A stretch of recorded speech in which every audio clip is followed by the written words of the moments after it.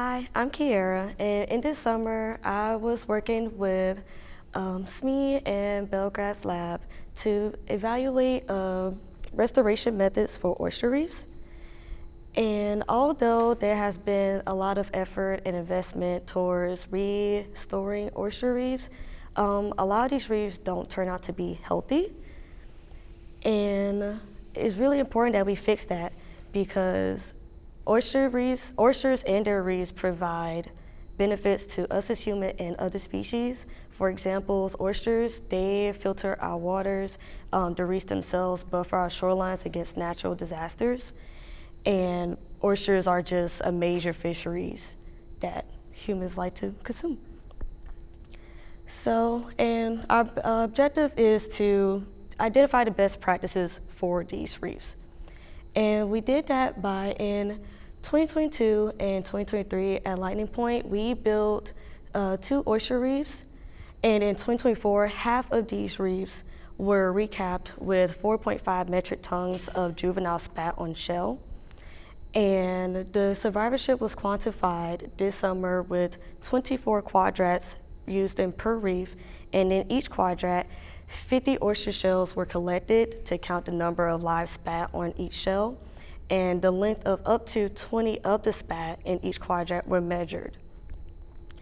And as you can see here, in the higher elevated reef, because the 2 reefs were not exactly the same elevation, the higher elevated reef showed that where juveniles were added were had a 55 times higher survivorship compared to where no spat were added.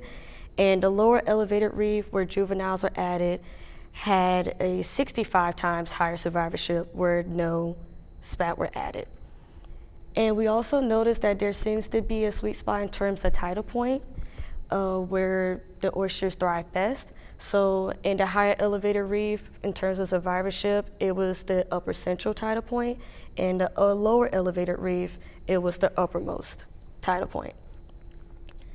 And in terms of size, we realized that where there was no spat added, turns out there was 1.1 times bigger compared to where juveniles were added.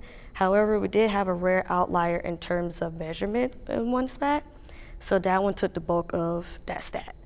In the lower elevated reef, we noticed that where juveniles were added were 1.3 times bigger compared to where no spat were added. And they didn't really seem to have a preferred tidal point. So what does this mean?